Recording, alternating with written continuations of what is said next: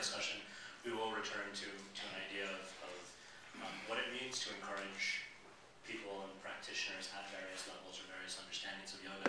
But I want to try to get a better handle on some of the tension, some of the issues. And I want to ask Sheetal, we've just, both Edwin and Eddie spoke, referencing a lot of texts, names, Sanskrit terms, that you would regard as, a no-brainer coming from Hinduism.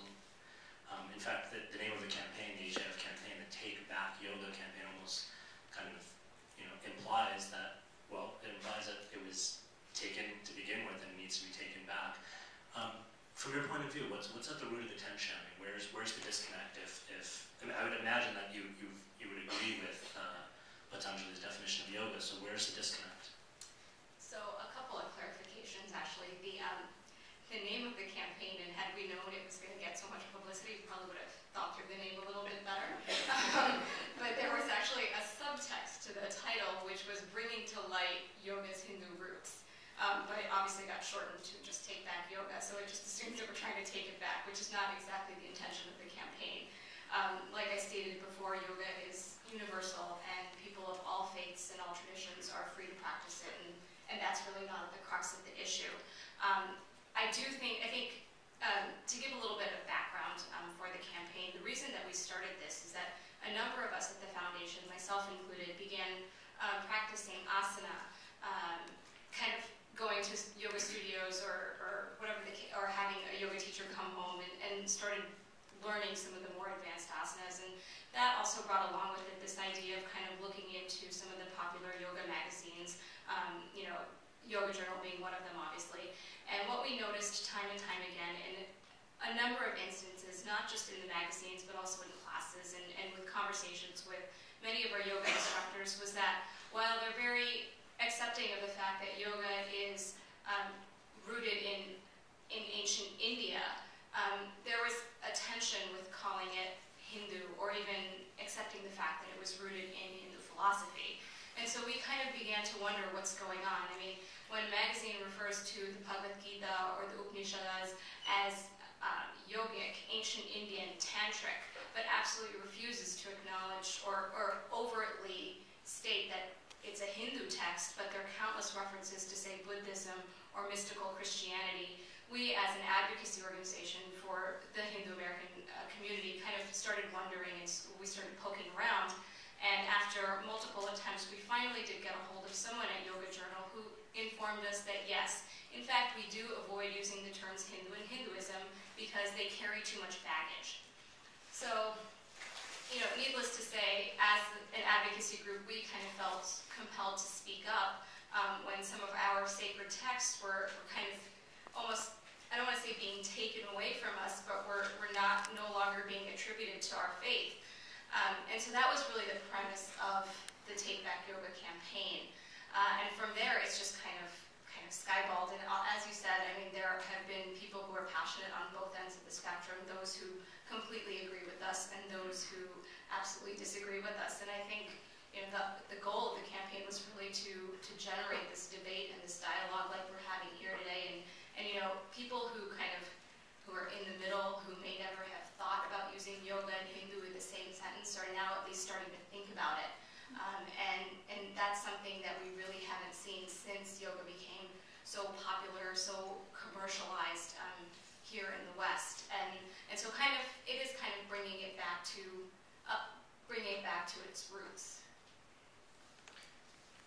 Part of what often comes up, at least in my reading of the issue, is questioning that premise. That is it really taking it back to its roots? And certainly I've seen several statements saying, well, yoga and Hinduism might have the Bhagavad Gita, the Yoga Sutras in common, but for instance, yoga predates Hinduism. And I was wondering, and I could just throw this out to the panel in general. I mean, is this really an issue of kind of tracing back antecedents and figuring out historically what's going on? Is this a matter of kind of proper attribution and getting our footnotes in order, or is there something else going on? I'll start, and then I'll let the professor take it. A couple of us want to jump in here. This is obviously something that we've kind of heard from the get-go, and I think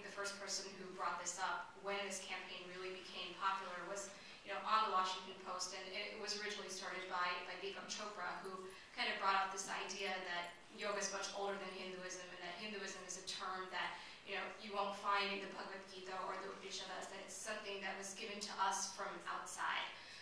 But the point of the matter is I can walk down the streets of New York and tell somebody I'm Hindu, and they're probably going to kind of have somewhat of an inkling of who I am, but I can't go to them and say I'm, a Vedantist, or I follow Sanatana Dharma, or, whatever the numerous other names that have been given that predate the term Hinduism are. They don't necessarily kind of have the same connotation, and while, in the U.S. there are, about 2.3 million Hindus, and we willingly refer to ourselves as Hindu, and at our core we follow the Bhagavad Gita, we follow the Upanishads.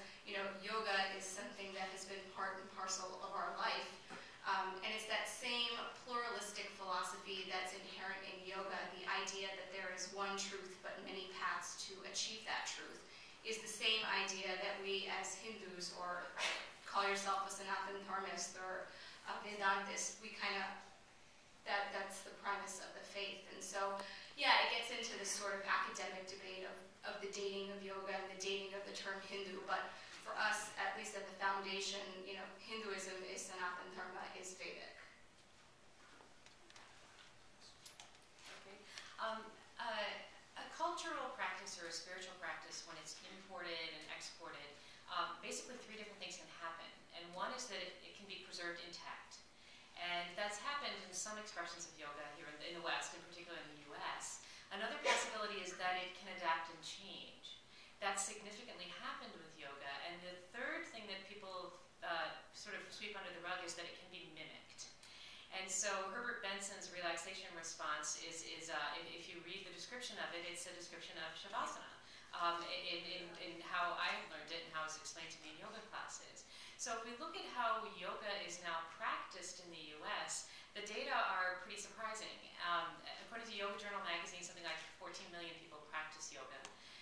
According to the sports clubs, the International Health Racquet Sports Clubs Association, about something like 9 or 10 million people practice yoga. And David Eisenberg out of Harvard surveys on yoga. He asks, do you use yoga? And he came up with 4 million people. And so one of the things that really has happened with yoga is we have all these different expressions of things that are called yoga.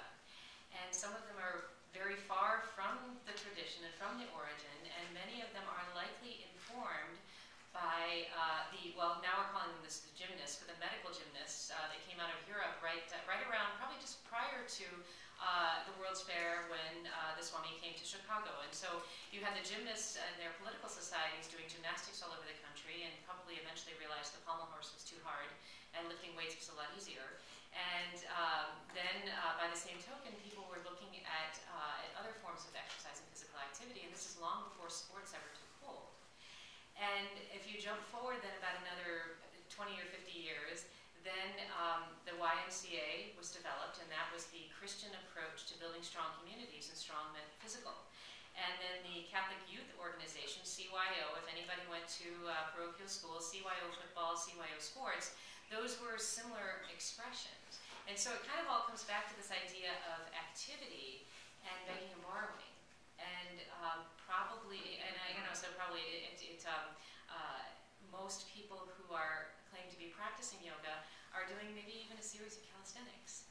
And the question is, and I hate to refer to a conversation that Chief and I had yesterday, but we had a wonderful conversation, 2 of them yesterday. And it's the idea that there absolutely are benefits to asana practice. And that's very clear. And I learned that in my first research study when I timed a bunch of people and had them line up and put heart rate monitors on, and we looked at energy expenditure. And it was literally, every posture was timed. And at the end I said, did you enjoy this session? And almost every single person said yes. And I thought, well, how can that be? It was me timing you moving. And yet they found some benefit to that. And so it's most likely informed by the philosophy, but we've taken it and we've adapted it into something that can be quite different.